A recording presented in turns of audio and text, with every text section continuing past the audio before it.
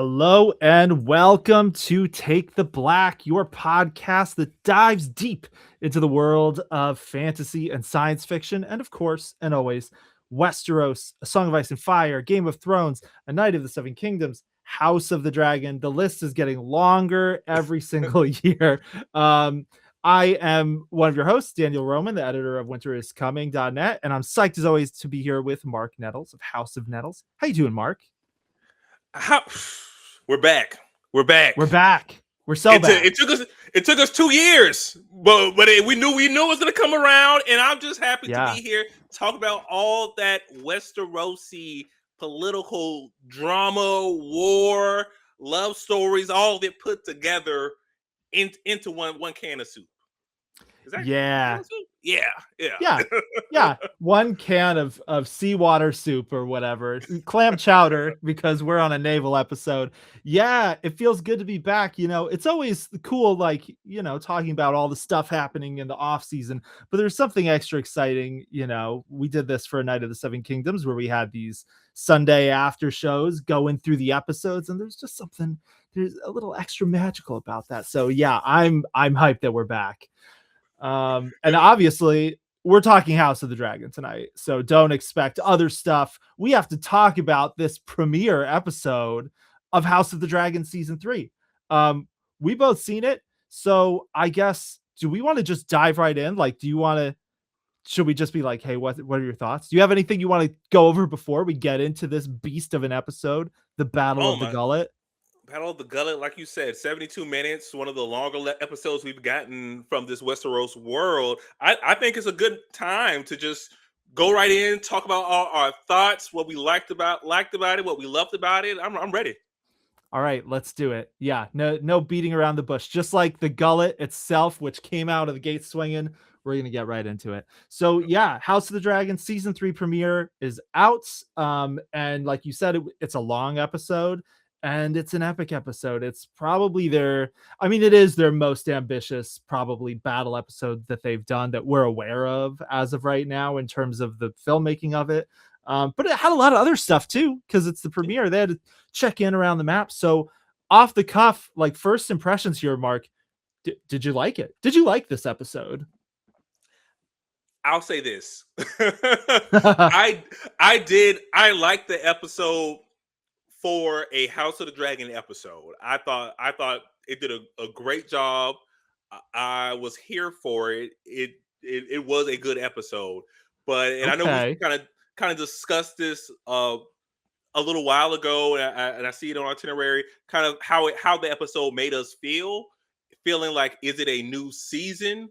Yeah, or is it a continuation from where we left off, because we know season 2 had to be shortened for a lot of things happening in the background. And I don't know, I would have loved this episode more as episode 9 of season 2.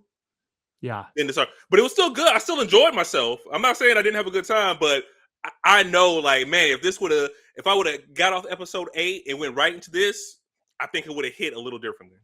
Yeah. I completely agree with you. It's such an interesting thing that they've had a lot of time to hype up this episode and work on it and all this stuff, but it really does feel like, I don't know how much they really reworked the writing of this to work as a season premiere. I assume there's one or two things they added in, we see Aemond Hightower. Presumably if this was episode 9, Aemond wouldn't have been in it. So there's a few small things like that, but aside from that, the whole Gullet arc, Rhaenyra, Jace, all of that, I imagine they probably didn't change it over much. And yeah, it to me, it felt more like episode 9 too. And I agree with you. I think as good as this episode was, and I liked it too, I think it was a strong House of the Dragon episode. It's gonna probably, when we look back on this series, anytime anyone talks about the top 10 episodes or something, this is always going to be in the conversation. I think we'll have to at least say, does the Gullet deserve to be in this ranking or not? Because it is a huge episode. But yeah, I think you're right. I think I probably would have liked it more as episode 9 too, because the build up for Jace's whole storyline was all last season, so it's we got all the build up for these things that would have made these things land even better, but it was 2 years ago. So how fresh is it? So yeah, I mean that's the conundrum of our streaming world we live in, because we know it wasn't House of the Dragon's fault that it got pushed. It was like a studio mandate. So Yeah. yeah, so there's that. So there are caveats.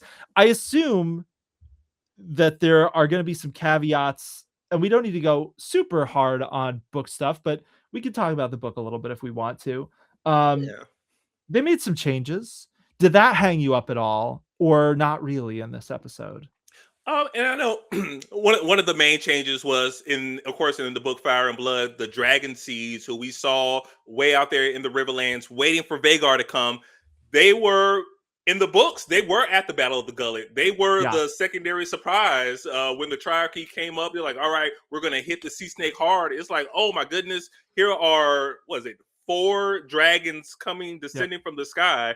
No, was it 5 dragons? 5. Yeah, Yeah, 5 dragons descending from the sky, and I mean, I enjoy the Battle of the Gullet, but that would have been a sight to see, like the true power of Team Black all swarming in at one time. And I did kind of miss that, especially seeing how Alice kind of told them, "Hey, you're needed. The Queen needs you," and we could talk about that later. yeah, But we had yeah, Alice yeah, Rivers just pop out of nowhere, and like, where did you come from? How did you know the dragon yeah, seeds were here? But I guess it's kind of hard to hide dragons in the first place. yeah. And Yeah, she's a so witch, as she just straight up says in the, yeah, who are you? I'm a witch. Okay. All I right, I couldn't tell if she guess. was trying to say that snarky or if she Yeah, really meant like I am a witch. Do I think she's a witch? Yes, but yes. But she also uh, snarked it. She knew it would creep Ulf out. She knew. that's a conversation into itself. But yeah, yeah, I missed that element and the sheep stealer device they use. I'm like, okay, that's cool. I'm not gonna lie and say I didn't. I would have loved to have Nettles in there. Of So course. definitely a different take, but not a bad take. It was still enjoyable. Yeah. Yeah, I agree with you. I think, there are a lot of elements that make this the Battle of the Gullet. And there's other stuff. I wanted to talk other stuff, but it's hard not to talk the Gullet when we're talking about this episode. So like we'll That's talk the about episode. it, then we'll talk about other stuff, then we'll probably come back to it or whatever. But yeah, I think this is obviously it's a different version of the Battle of the Gullet than what happens in the book. There are a bunch of other moving pieces that aren't there, like you said, the dragon seeds. Jace's whole story is a little different in the book. He's kind of, the dragon seeds were his baby in the book, if I remember right. So it's like it's not like impetuous Jace locks Rhaenyra in her chamber and goes because he's a kid who wants to prove himself.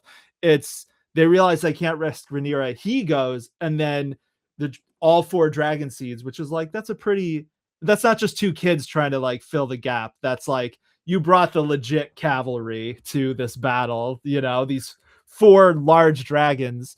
So it's not as reckless in the novel. And then yeah, so there are lots of little things like that. The Sheepstealer of it all is very different. But I do think that they made the Gullet memorable in its own right for the show and for what it is. We have a very different Sheepstealer, which we're gonna have to talk about probably next, because I was really torn. Like I really liked a lot of the Sheepstealer scenes, even as my brain was like, we're really speed running the whole idea of how Nettles befriended Sheepstealer, which for people who haven't read the book, this commoner Nettles fed Sheepstealer sheep for like pretty sure it's like weeks to befriend this dragon. And Rain is like, Mm. here, have a sheep. And Sheepstealer's like, you're okay.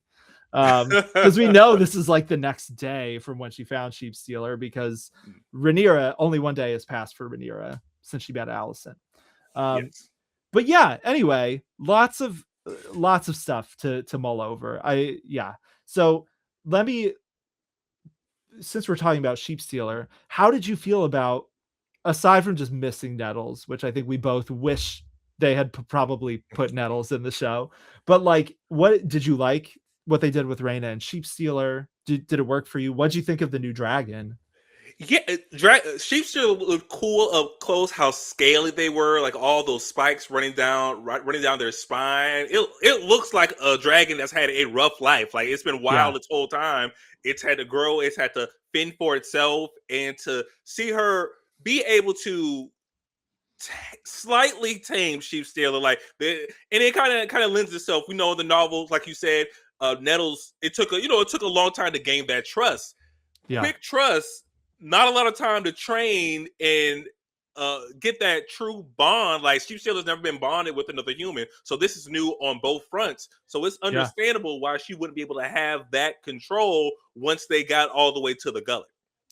Yeah, totally. That was the thing that kind of saved it for me a little bit because Oh, I really liked like the production of Sheepstealer like was I mean Sheepstealer in terms of dragons was the star of this episode. mhm. You know, he got a lot of close up good shots that were really interesting and had a lot of personality.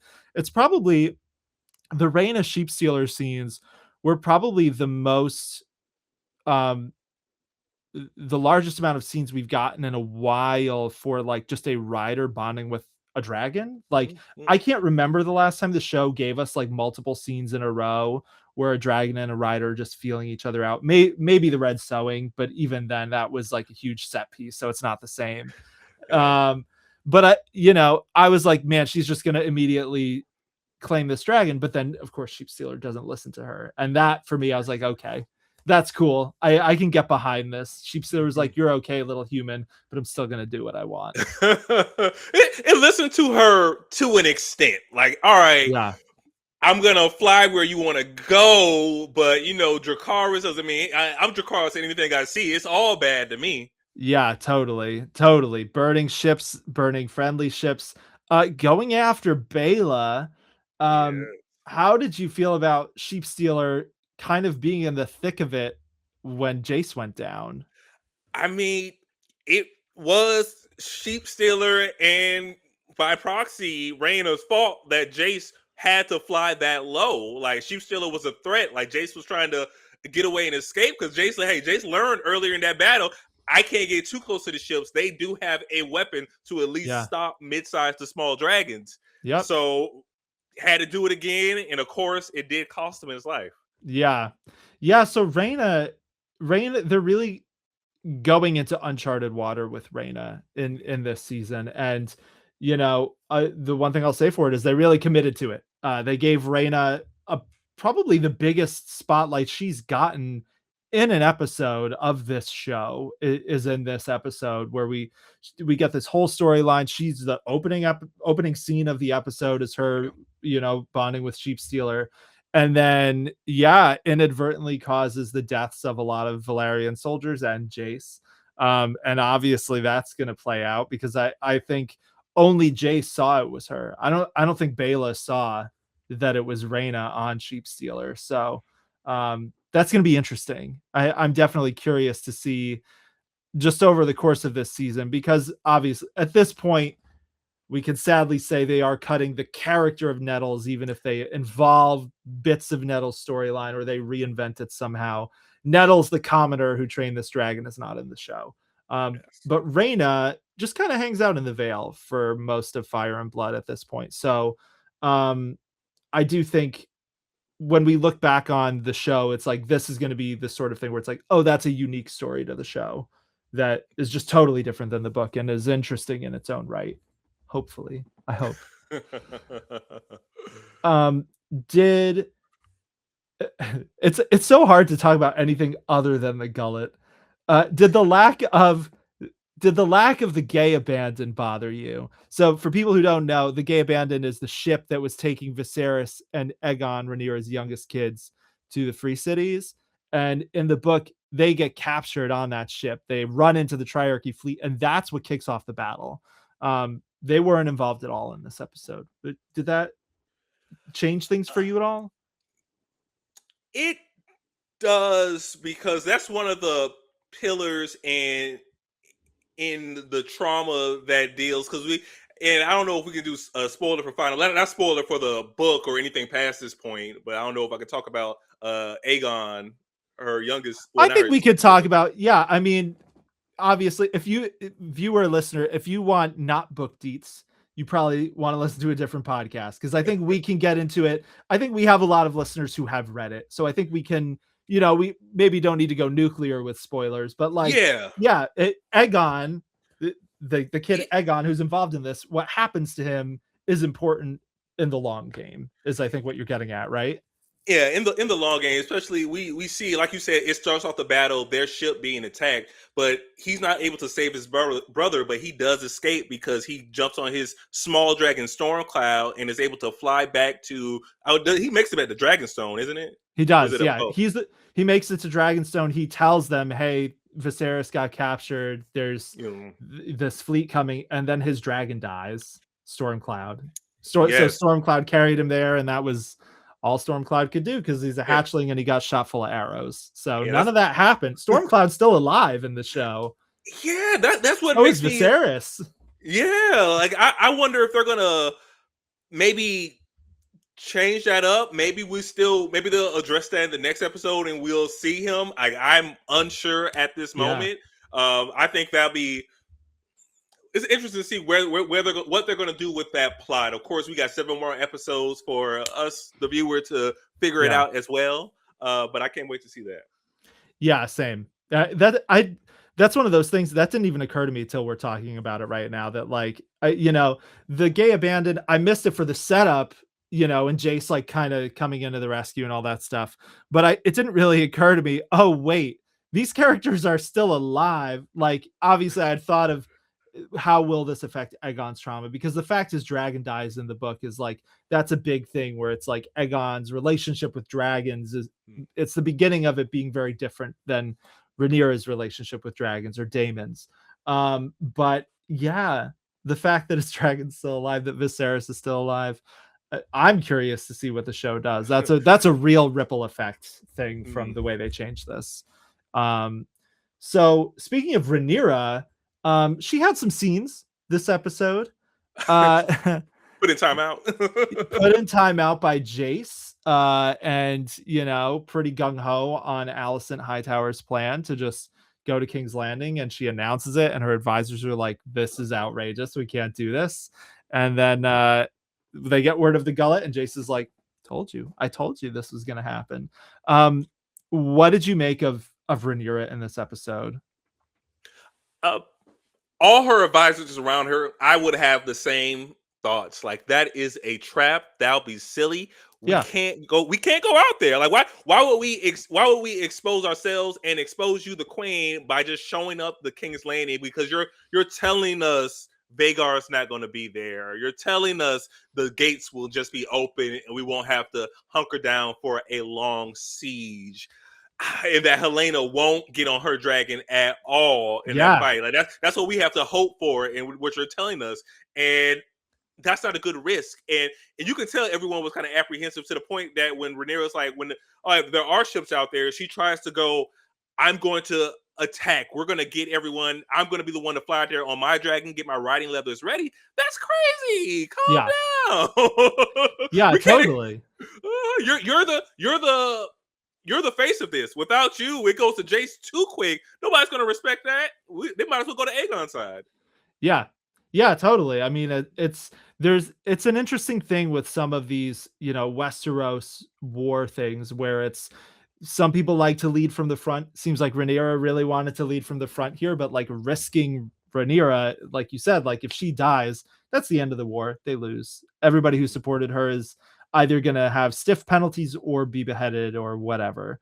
So yeah, massive risk, and she didn't really think about it because she just wanted to get out there and do something. um I really liked Harry Collett's had a few really good scenes as Jace, calling Rhaenyra on this stuff, and then kind of strong arming Sir Laurent Marbrand into locking Rhaenyra in her room. That was I really liked that scene for Jace where he's like, your life for hers. Like your job is to protect her even from herself. And we can all see that what she's doing is probably going to get her killed or could get her killed. That heavy. I liked that. And then of course his scene with Bela where he's like, we can do this. He's got like a mad glint in his eye in that scene where I like that might be my favorite scene of Harry Collett's in the entire show. Yeah. Yeah, he was. I mean, he was ready. Like he was 100%. He's like, we can do this. Is what he's been preparing and training for his whole life. Unlike Rhaenyra, that's unfortunately because she was a woman. She never got the training at arms, getting ready for battle. But this is what Jace has been preparing for under the tutelage of all those teachers, trainers. I mean, this man got to learn under the Rogue Prince himself. So Yeah. he got his time to shine, and unfortunately, he did sink. Yeah. It's true. It's true. He did. Um, what was your so Rhaenyra had one scene that kind of jarred me out of the episode a little bit, which is when she's in the room, she takes her riding leathers and then she chops them to bits. And then she has this line that she kind of whimpers that is, I'm gonna mess up the line. It's a very famous Elizabeth the First line about it's something like she has the frail body of a woman but the heart and soul of a king or something like that. And Oh yeah. I know that like this is an actual historical line that they cribbed in the show from Elizabeth the First. Oh okay. But it's from like a speech she gave. But yeah, that something about that scene took me out of the episode. I laughed inappropriately the first time I watched it. I was like, "What are we doing here? How does this reflect on Rhaenyra?" Uh, what was your reaction to that scene? Did it work for you? Did it not work for you? I'll agree. It was a little like, oh, okay, that's a. It didn't sound like something her character. I can see her saying it, but I agree to the fact that it was almost too Shakespearean for what we're doing. Like it was like somebody else wrote that line to fit in the House of the Dragon, and then feeling like that was what a character in House of the Dragon would say. Almost when I heard it. Yeah, and I mean, I didn't realize this the first time I saw this because I've seen the episode a few times now, but that's literally the case. Like it's not something they wrote for House of the Dragon. They literally took a historical line and plopped it in. Yeah, it just felt a little out of place to me too. Like, in terms of like what are we conveying about Rhaenyra? And I think that like the pressures of rule are obviously going to be a large theme this season. But like if they're trying to make it seem like Rhaenyra is strong, like that scene isn't it, I don't think. And if they're trying to show she's really ineffectual and kind of pathetic, maybe that scene is it because it's a direction issue to me almost even more than the line itself, like because it is like she portrayed it from a place of weakness, or Emma Darcy, they portrayed it from a place of weakness. That line, like really kind of like no one in the room believed her probably when she said it because they just watched her have this tantrum. So yeah, not the best episode for Rhaenyra, but it was never really going to be her episode anyway. I think she'll have some to come. Oh yeah, for sure. We've seen the clips from the trailer with her in the Red Keep, so she's gonna have a lot more to do in this season. So Yeah. we always knew she was gonna take a back seat. Did I know it was gonna be her locked in timeout, locked away? I know I do feel sorry for Sir Lauren. Yeah. Not going to end well for Sir Lawrence, I bet. No. Like if he does face the punishment for what he did, I mean, he'll probably be a head shorter. Yep. I don't know how you can spin that any other way than that, honestly. Yeah, I mean, given what happened to Jace, like it was bad enough before, but then with that happening to Jace, it's like, okay, Yeah. that's really that's it. That's Yeah. probably it for him. Probably Um, a win. You can go from Lord Commander just back to one of the Queen's Guard, but now, yeah. yeah. Yep. And I can't help but wonder how much of this could have been avoided if good old Daemon Targaryen was around to give his 2 cents. Because if there's Daemon's an impulsive hothead, but if there's anyone you want around when you're going to war, it's probably him.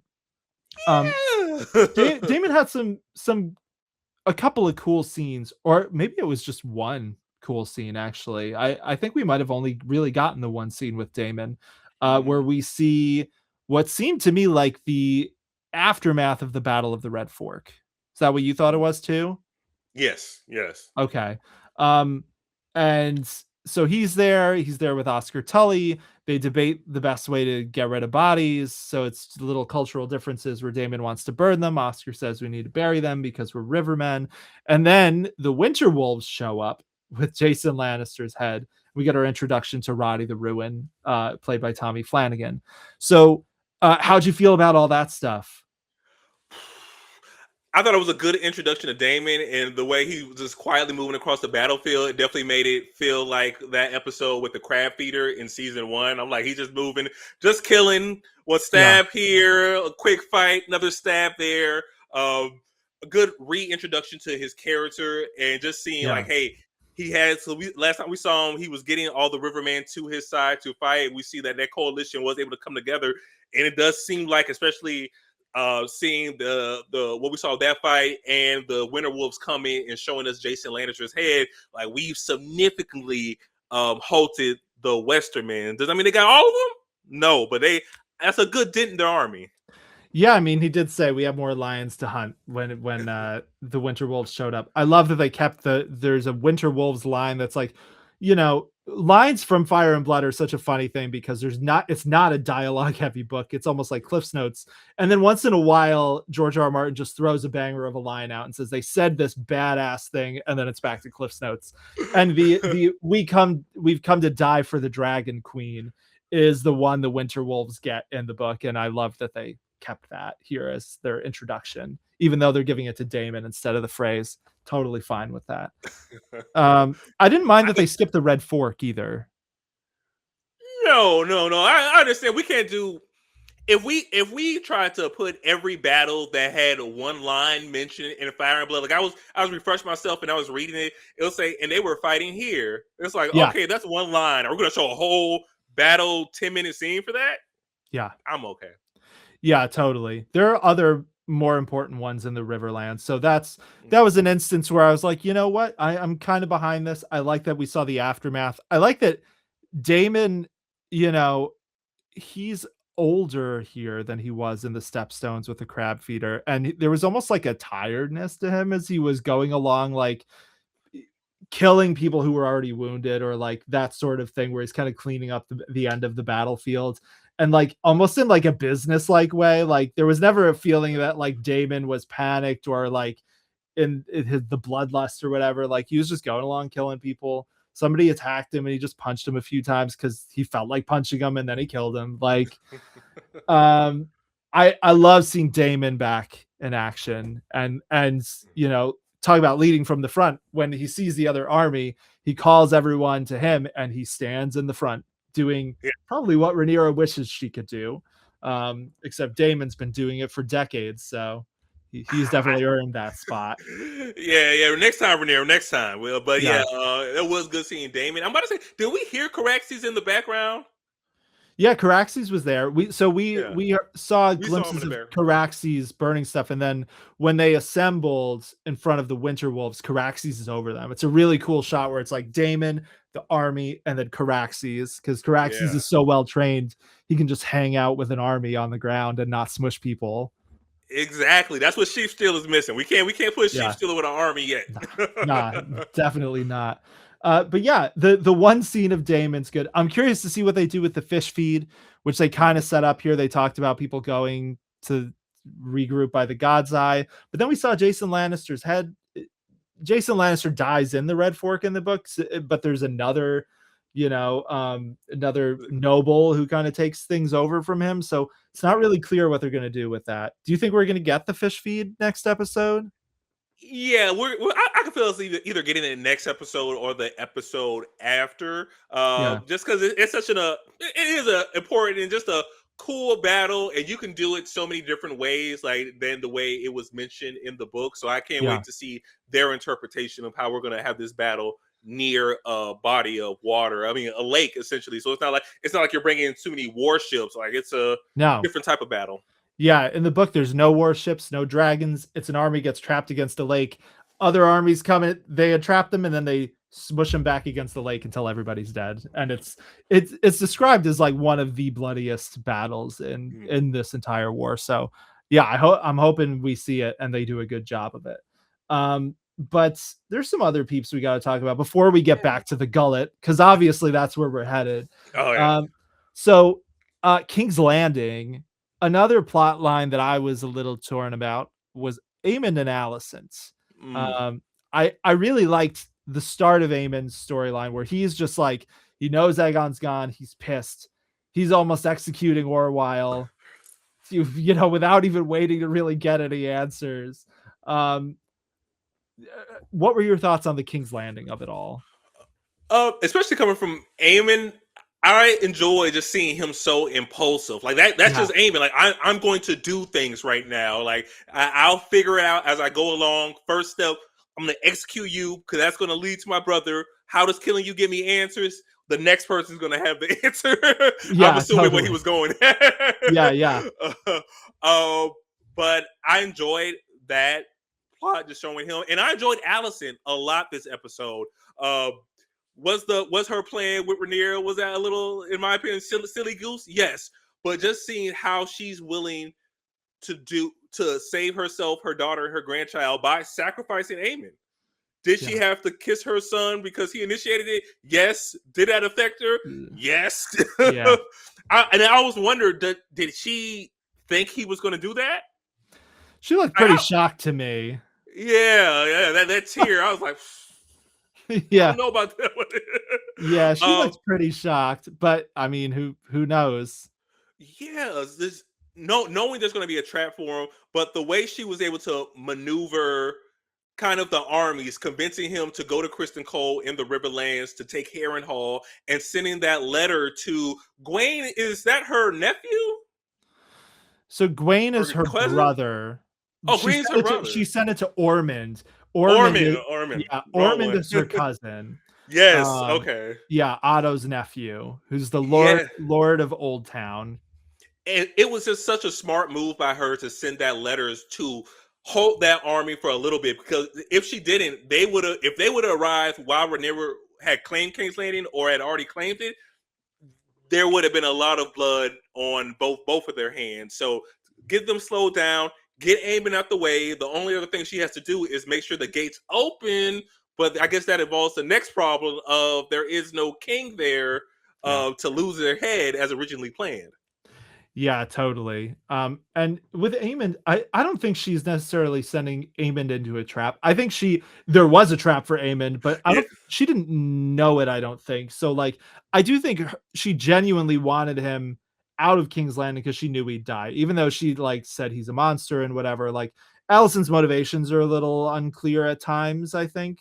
Mhm. She waffles, at least where her kids are concerned. She waffles a little bit between would she be fine with them getting killed, would she be sad if they got killed? And maybe that's realistic considering how messed up her children are. But yeah, I like that she was still playing her own game. Like you said, she wrote to Ormond, asked him to wait, um, got Aemond out of King's Landing to go meet up with Cole at Harrenhal, which is a strong fortress. Like that is I like that Aemond just kind of thinks about it and he agrees. And like, sure, there's some Oedipus in there for why he does, but she also just made a good case for it. So he's like, yeah, I'll go do that. Um, yeah, the kiss I was really torn about. That was the moment where I was like, what are we doing here? Like, because I feel like they're building, you know, the whole thing is Aemond has mommy issues. They hinted at it last season with the brothel madam where he just wanted a hug. So like maybe they were trying to remind us of that. That's all set up, in my opinion, for the romance Aemond will presumably have this season. That is from the book, that is with an older woman. So but yeah, I don't know if we needed, I don't know what it does for Alicent as a character. You know, it feels like a thing they put in for Aemond to show us who Aemond is. But like I'm torn on like how is this going to serve Alicent's storyline as well, if that makes sense. Yeah. The kiss just seemed. I don't even get it. It's like I didn't see anything to lead up. It's like it happens, and it's like, oh, okay, I guess this is a thing. Like I Yeah. don't think there was anything that we would have seen or read or inferred from anything that he's done to assume like, oh, I would love to kiss my mom. I have mommy issues. Doesn't Yeah. mean I want to make out with my mom. Yeah. Yeah, I agree with that. I don't think they properly set this up in a way. It really felt like it came out of nowhere. And yeah, I did not love it. I did not like it. I don't know, the show has done some interesting things with inserting mommy issue incest. Like Daemon had the wet dream about his mom last season at Harrenhal. Out of And it's nowhere. like that's another thing where it's like, obviously fire and blood, bullet points, they have to flesh stuff out, but it is kind of curious that they have chosen to make that a thing specifically, that they are fleshing out for multiple characters. Is Mm. that really what they just want is to be their mom's lover? It's like, okay, Yeah, well, all right, I guess. they're supposed to be mirrors of each other. So if you're gonna have one character have Exactly. dream nookie with their mom, then the other character has to at least kiss their mom. Ugh. That's weird HBO math. That's HBO math. I Yeah. don't know. Yeah, that was probably my least favorite thing of the episode.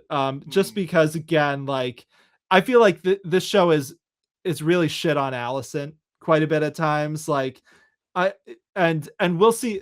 This isn't the only Allison thing, because I have seen a few episodes that I was really torn on. So I'm curious to see how we all feel about Allison as the season goes on, because to me it almost feels like they're, she's kind of portrayed as a proto Cersei Lannister a little bit in the book. And it's felt to me like they looked at her and said, maybe we could make her a Sansa Stark instead. So jury's out, but I did not like Aemond and Allison. No, give me Cersei Allison. That's a better Allison. That's a funner it is. Allison. Yeah, and we got her a little bit in the first season. The Yeah. Princess and the Queen, Driftmark, those first couple of episodes with Olivia Cook, that was the Allison of my heart. threatening Rhaenyra with a knife, and being super petty and vindictive. But you're right that her plan kind of has gone to hell because Aegon's gone. Aegon and Larys, we got some interesting scenes of this episode. They're totally off book this season, which I'm fine with, because Aegon just disappears in the book, then he comes back way later. So this is one of those instances where I'm like, yeah, you give him a story. Don't give us a season without Tom Glencarney in it. Like, give us a story here. Exactly. What did you make of their whole little misadventure together? Immediately getting caught. But you know what? I appreciate the character of Aegon, because they said, hey, when they thought they were just maybe some merchants, you just got to bend your knee and swear your fealty to Rhaenyra. And he couldn't do it, because nobody can say that Aegon don't have any morals. Yeah. Any gumption. He was like, no, I will not bend to Team Black's queen. That is not in my cards. Now, is that a courageous decision? Yes. Was it a dumb tactical decision instead of them just being able to go and leave? Completely stupid. Yeah. I like that Aegon's like one of those characters where he's done awful things. Mm-hmm. He's done really ineffectual things, but then occasionally he shows like he's got some real steel in himself, or like he's got some honor, some morals. He's not going to swear to Rhaenyra because that means something to him. Whereas, Larys Strong is one of those people who will just say whatever is most convenient in the moment, and he's fine with it, and that's his thing. So, yeah, I really liked all of those scenes. I think Tom Glencarney just kills it. He's bringing a lot of interesting personality and like physical mannerisms to Aegon at this time, where he's recovering still from these horrible injuries. And I almost got the vibe of like Tyrion and Varys from Game of Thrones a little bit in their like dynamic, except a lot more toxic. Like these two, like the odd couple, like smart people on the road, kind of smart people who'd be really in trouble if they had to actually fight, type of thing. We may only have one super smart person with this. That's true. But I'm hoping, like, just seeing how Larys was able to negotiate that situation, that we do get more Larys this season. That's what I feel like between his character and Mysaria and even Corlys. Like, I want to see more of their characters. Yeah, totally. I very much agree with that. And like schemer Larys doing interesting stuff. So yeah, I'm all for that. We only got, again, like the one scene. We had like a scene with a lot of different characters because the lion's share of this episode is all about the Battle of the Gullet, which gets signaled at like the 27-minute mark is when they sight Shirako Lohar's fleet, and then I think the actual battle kicks off quite a bit later. Let's circle back to the Gullet. So, you mentioned wanting to see more of Corliss's character. I think this was probably one of Corliss's best episodes of the series in terms of we saw a bunch of different sides of him. We saw him in action. We saw him just like leveling with Alan of Hull, being like, yeah, I can't fix what happened, but I can be straight with you that it was my fault. It's not on you. I liked your mom for what it's worth. I don't know how you liked her, Dad. So, what were your thoughts on Corlys and Alan and kind of that whole storyline? I very much so enjoy the dynamic of him just sitting there with his son, being like, "Hey, man, it was crazy what I did." But just able to accept the wrongs. Like, "Hey, I know I did you and your brother wrong. That's my Yeah. fault. I can't do anything about that in the past. But all we can do is move that forward, and we kind of get a." We move past that scene, but even I know this is going to be at the end of it when Alan does yell out for his dad, like I'm like, Yeah. "Where's my dad?" Yeah, totally. That's a big moment for him because he's been so resistant this whole time to having anything to do with Corlys. And then when he sees Corlys go overboard, he shouts "father," and then he goes and he kills Shirako Lohar, which was a brutal fight scene in the water. I think the actors did really well for that scene. Yeah, that whole fight when both Corlys, the Queen that never was ship, and Lohar's ship clash together, just seeing everyone fight, people going overboard, stabs, slashes. That was a good fight scene. That's probably one of the best of all the Westeros shows. Yeah, I think that was definitely for me, that was the highlight of the battle, I think, Mm. was that fight scene where Lohar rams Corlys's ship. I liked the whole, chase through the really narrow pass too. Yes. I loved that it was Corlys is like the most accomplished sailor in the world, and here he's gonna remind everyone of that, and, like, it's one of those things where, like, you know, eh, when he asks for the helm. Like sometimes there are things where it's like a character wants to do the heroic thing and it doesn't always make sense. Like I know that we've seen some shots and trailers of like Rhaenyra with a sword. I don't know what she'll do with swords this season, but Rhaenyra has never trained with a sword, so but I'm like curious, but jury's out. Corlys being like, "I'll take the helm. I got it. Let me do it." Felt like Yes. so earned. I was like, yes, like of Mm. course he needs to be the one to steer the ship. He's the one who knows how to get through this pass. And then Lohar being like, "We'll follow him." Um, Yes. I We're I equal. Yeah, totally. I loved that like Lohar was devious and like, but also an equally skilled, captain to get them Hmm. through that. Uh, yeah. So that whole thing, I feel like the Gullet was interesting because they had to make it interesting for Yeah. lack of a better word. Like they The couldn't stakes just had to be have raised. the stakes had to be raised. It's almost like the long night they talked about when they made that for Thrones. They inserted the Arya bit in the middle because they couldn't just have it be a bunch of like sword fighting back and forth and like battle wall to wall because viewers would get tired. I felt Yeah. like the Corlys stuff was kind of similar to that, where they were like, let's throw a little chase scene in here. And it was a great addition. Uh, and I want to use an analogy to kind of describe the Corliss chase scene. It's like what I've seen explained on all those cool sports shows. When a great athlete tries to coach, they don't understand why you can't do what they did. Like that, it's simple. Yeah. Just. And it's like, well, I can't do that, coach. I'm not as good as you were. Corliss is Yeah. giving that man directions. He started shaking. Corliss is like, hey man, let me get the ball right now. This is Yep. not your moment. The moment's Yeah. too big. You can't handle it. Let me get in there. So, like you said, just seeing that was crazy, and seeing how he had somebody as equal to him in Lohar, but Yes. also understanding where they were coming from. Like Lohar's like, hey, Corliss burned and pillaged our home for over 2 decades. It's like, Yeah. yeah, we want to get our get back too. We're gonna go after Corlys, and we're gonna burn his prize jewel in his Yep. castle of High Tide.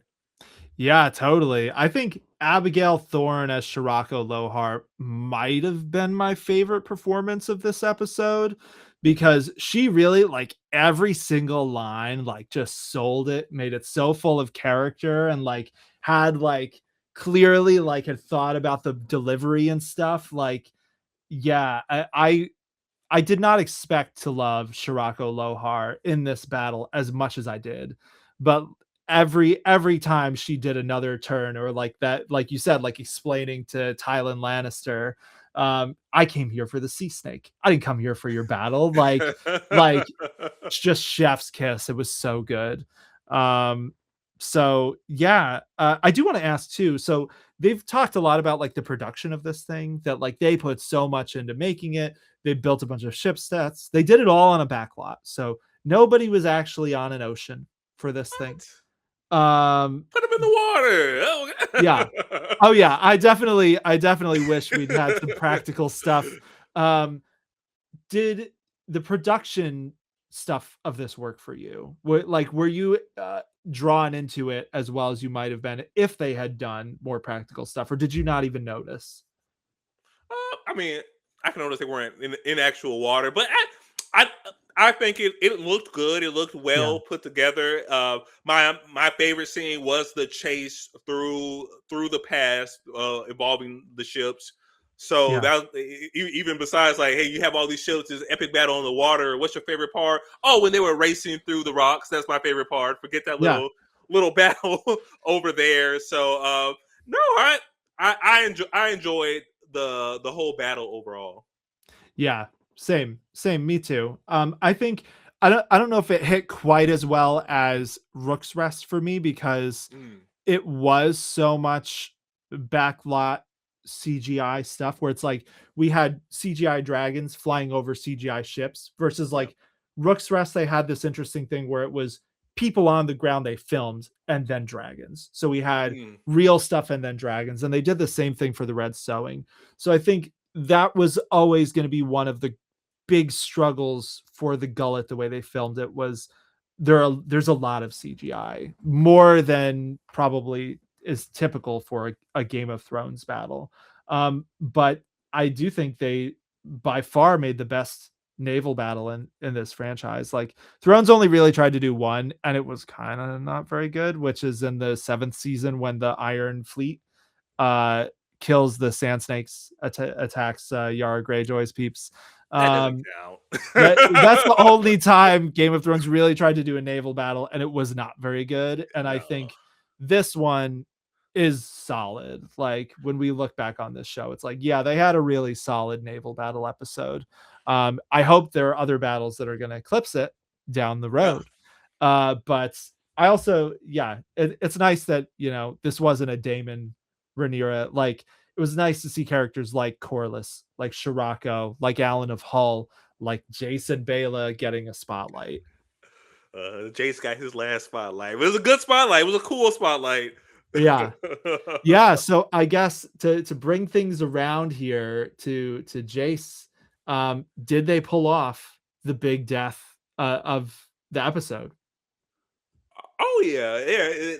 I think they pulled it off. It was earned. They even set it up as soon as they shot him with the weight the first time. I'm like, Yeah, is that how he's me too. I was like, they gonna go can't do it. That would be the lamest thing ever if it's that immediate. So down? kudos on the good fake out House of the Dragon.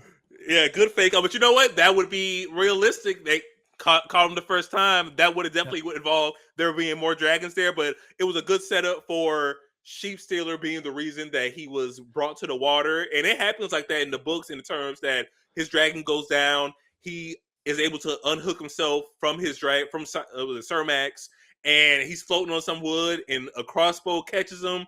Then another, and then another one right in the neck, and that is the end of our favorite prince. Yeah. Yeah, totally. I think for any reservations I have about Sheep Stealer being the inadvertent cause, because I think House of the Dragon it has just this impulse to make everything a misunderstanding, and it's always boggled my mind a little bit, like going right back to Aemond accidentally killing Lucerys. Like it's just a crutch the show leans on a little bit. Like, oh, we didn't mean to get this person killed.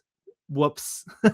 And this they made Jace's death a little bit of a whoops, even though the people who killed him, it wasn't Sheepstealer, it wasn't Rhaenyra, it was the Triarchy sailors. Like that's legit. That is who kills him and who should be killing him. But I do think for any reservations about the Sheepstealer of it all, they really nailed Jace's actual death. I think like him going down in the water, him getting shot, all of that. I thought was they really did pretty much perfectly. But yeah, I thought they nailed Jace. I they no notes there. I thought they really did that well. I like that it was like the last shot of the episode too. They cut the music Yes. out. Oh my god! So then we've already seen from the trailer that I assume Rhaenyra's whole like when she's like crying, upset. I lost a second child because of this war. So Yep. it's gonna be interesting to see how she responds. And that child was disobeying her, locked in the room, made her so she wasn't able to participate. Mhm. It makes me feel even more sorry for whatever's gonna happen to Sir Lauren. Yeah. Yeah, totally. So two last questions for you here because we've been talking about this for a minute. Not quite 72 minutes, but we're pushing an hour here. We can get there if we need to. Yeah. Probably. Yeah. I mentioned the music with Jace a second ago, and it made me realize there's something that we didn't talk about that we probably should have right at the top of this thing, which is the new opening theme. Yeah. What did you think of that?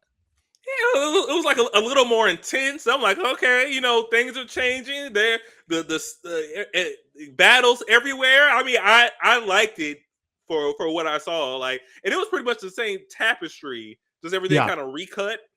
Yeah, totally. A lot of the stuff on the tapestry was still the same.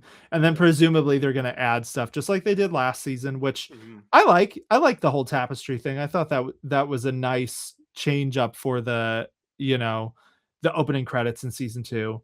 Um I feel like the remixed opening theme is kind of what this opening theme needed, because it always kind of irked me a little bit that they just recycled the Game of Thrones theme song without doing anything to it. It's like, be confident enough to stand on your own a little bit here, House of the Dragon.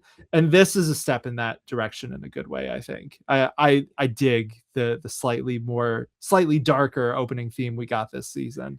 Yeah, this is a new show. Now, it's not. It's inspired by Game of Thrones, but this is not the same show as Game of Thrones. They needed their own thing to set themselves apart. Wish they would have done it sooner, but Yeah. they're doing it now, and hey, I appreciate it. Yeah, totally. Okay, last question for you here, Mark. Did the Battle of the Gullet live up to the hype for you? It lit. I think it was good. Like Yeah. Battle Gullet, great episode, great battle scene. I don't think it lived up to the hype that they were setting with all those interviews and what Totally. everyone was telling us. I don't think it lived up to that hype. I think this was a good episode, a good episode with a great battle scene, but just not to the extent they propped it up to be. Yeah, I'm inclined to agree with that. Like, credit where it's due, the Gullet is a technical feat. I think they really went hard. I wish there was a little more practical stuff in there because that's just one of the hallmarks, I think, of most of Game of Thrones really good battles throughout its history has been like a lot of them are like in an actual location, or like, you feel like you're on this muddy field, the Battle of the Bastards. Like, this one didn't quite have that, even though the digital effects for everyone being on the ship were a lot better than I expected. Honestly, I was worried it was going to look wonky, and it really didn't look wonky per se. Um, but yeah, I think they didn't do themselves any favors, because if they hadn't said this is literally the craziest episode of television ever made, which that's what they've been saying for like 2 years. Like Ryan Condal, the showrunner, some of the actors, some of the Lonnie Parastera, who I believe directed this episode, this might be the craziest episode of television ever made. And I agree that like this is a really good episode of House of the Dragon. Like it is going to be in contention for some of the best episodes of the show. But like we live in a post Long Night world here. Like the Long Night, the production of that was like 3 times as long as the production of the Gullet, and it was all night shoots, and like they Yeah. built the castle of Winterfell for it and all this other stuff. So yeah, I don't know that it lived up to the hype they set. I agree with Yeah. that. Yeah, I think it missed that mark, but you still have a good time. So I mean, it's like I don't want to take that away and say like, oh no, Totally. you're having a good time watching it. Yeah, this is the hard thing about it, because it's like if they hadn't said that, it's like, yeah, it totally lives up to the hype. It was a great battle episode. They clearly committed, like they didn't skimp on it. They skipped the red fork so they could do a bigger gullet. Good choice. Mhm. Totally good choice.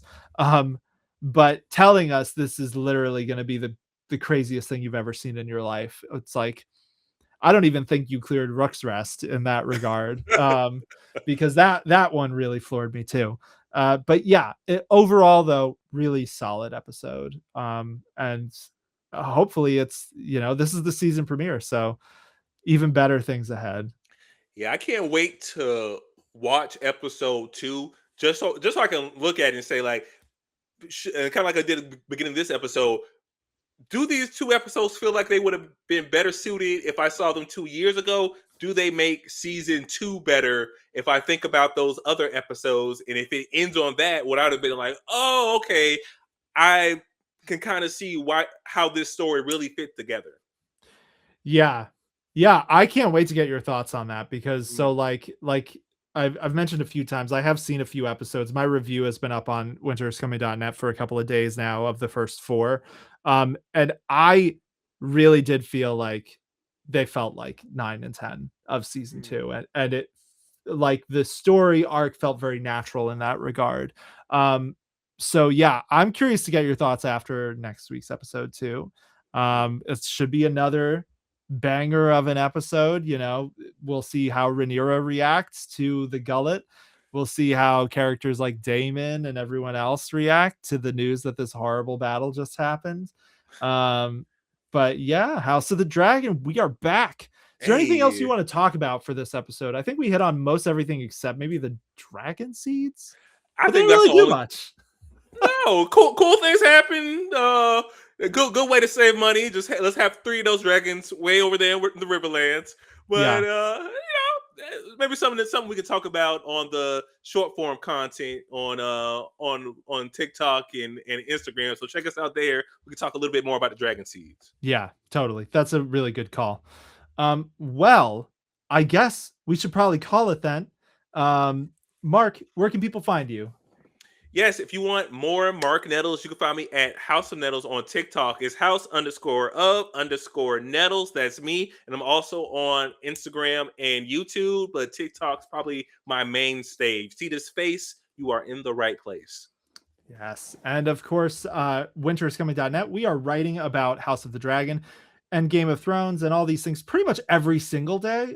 So if you are into the show this season, come check out the site, join in the conversations on social media. We're on, all the major platforms, and subscribe to Take the Black if you like this podcast. We're on Apple Music, Spotify, YouTube for videos. So like and subscribe and all that good stuff.